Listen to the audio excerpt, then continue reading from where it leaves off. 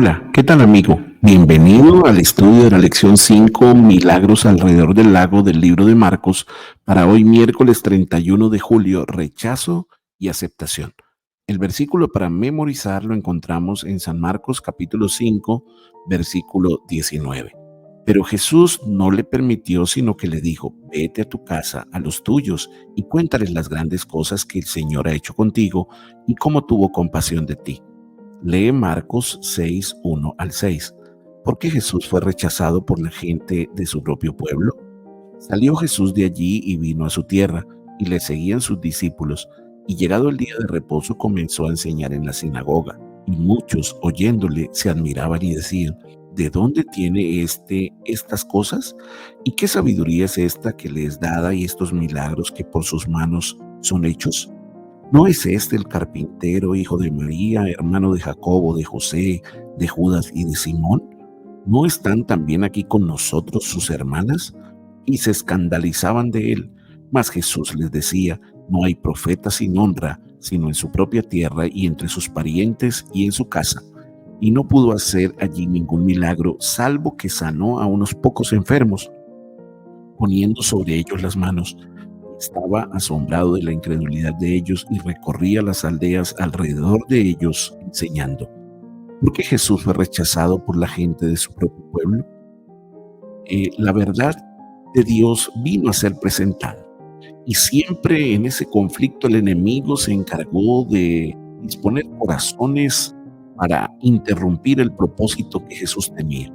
Pero leamos juntos. Suele ocurrir que cuando un habitante de un pueblo pequeño se vuelve popular, sus conciudadanos le brindan toda su atención cuando está de visita. No así en Genezaret. Estaban ofendidos y sorprendidos por el éxito de Jesús como maestro y sanador.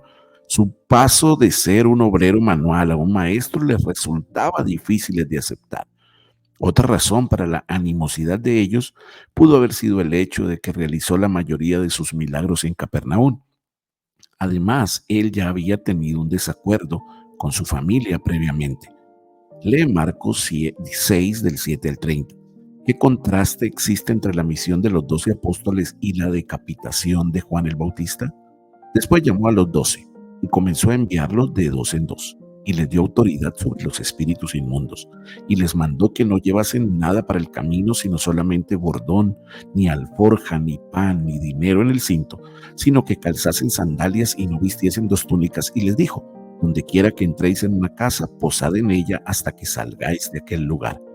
Y si aquel lugar no os recibieren ni os oyeren, salid de allí y sacudid el polvo que está debajo de vuestros pies, para testimonio a ellos. De cierto os digo que en el día del juicio será más tolerable el castigo para los de Sodoma y Gomorra que para aquella ciudad.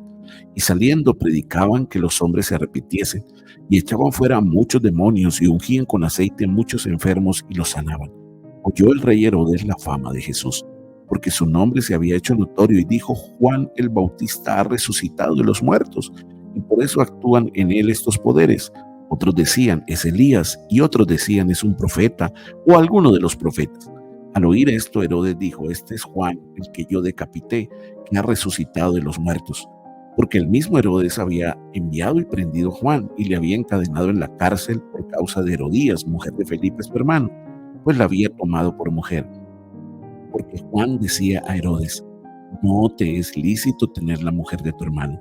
Pero Herodías la acechaba y deseaba matarle, y no podía, porque Herodes temía a Juan, sabiendo que era varón justo y santo, y le guardaba salvo, y oyéndole se quedaba muy perplejo, pero le escuchaba de buena gana. Pero venido un día oportuno en que Herodes, en la fiesta de su cumpleaños, daba una cena a sus príncipes y tribunos y a los principales de Galilea, entrando la hija de Herodías danzó y agradó a Herodes y a los que estaban con él a la mesa. Y el rey dijo a la muchacha: pídeme lo que quieras y yo te lo daré. Y le juró: todo lo que me pidas te daré, hasta la mitad de mi reino. Saliendo ella dijo a su madre: ¿qué pediré? Y ella le dijo: la cabeza de Juan el Bautista. Entonces ella entró prontamente al rey y pidió diciendo: quiero que ahora mismo me des en un plato la cabeza de Juan el Bautista. Y el rey se entristeció mucho, pero a causa del juramento y de los que estaban con él a la mesa, no quiso desecharla. Y enseguida el rey, enviando a uno de los guardias, mandó que fuese traída la cabeza de Juan. El guarda fue, le decapitó en la cárcel y trajo su cabeza en un plato y la dio a la muchacha. y la muchacha la dio a su madre. Cuando oyeron esto, sus discípulos vinieron y tomaron su cuerpo y lo pusieron en un sepulcro. Entonces los apóstoles se juntaron con Jesús y le contaron todo lo que habían hecho y lo que habían enseñado. ¿Qué contraste existe entre la misión de los 12 apóstoles y la decapitación de Juan el Bautista? Fue un momento difícil para cada uno de los discípulos de Juan particularmente, que tuvieron que ser testigos de la manera triste y dolorosa como falleció su precursor. Juan había bautizado a Jesús. ¿Por qué tuvo que enfrentar este desafío? Esta es la tercera historia sándwich en Marcos. La misión de los 12 apóstoles, consistente en llevar el mensaje de Jesús a todas partes, se encuentra en abierto contraste con la encarcelación y el silenciamiento de Juan el Bautista. A los discípulos se les dice que viajen sin equipaje y que dependan de otros para su sostén. Esta estrategia hace que los misioneros precisen de las personas a las que sirven, lo que los ayuda a vincularse con quienes necesitan su mensaje. Pero el Bautista no tenía un vínculo tal con Herodes y la familia de este. La muerte de Juan se describe de una manera impactantemente detallada a medida que la conspiradora Herodías se aprovechaba de la ambivalencia y la lujuria de Herodes. La hija de Herodías añade al escandaloso plan con su grotesca solicitud de que la cabeza del Bautista le fuese traída en un plato. El acallamiento de la voz estentórea del Bautista ocurre mientras los 12 apóstoles proclaman su mensaje de arrepentimiento, así como lo había hecho antes Juan. La muerte de Juan presagia la de Jesús.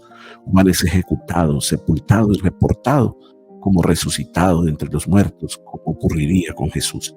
Esta historia paralela apuntan a una futura crisis para Jesús y sus seguidores. ¿Has sido alguna vez rechazado como lo fue Jesús o tuviste que pasar por alguna crisis difícil de entender?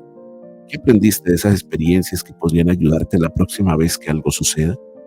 Juan representa al grupo de fieles a través de la historia que tuvieron que enfrentar desafíos, inclusive la muerte.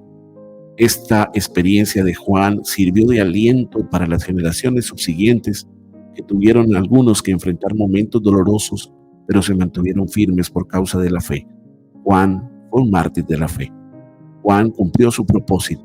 Juan cerró sus ojos y se levantará en ocasión de la segunda venida de Jesús. Así mismo nosotros podemos aprender a enfrentar los desafíos de la vida con madurez espiritual y con sabiduría. Que Dios te bendiga.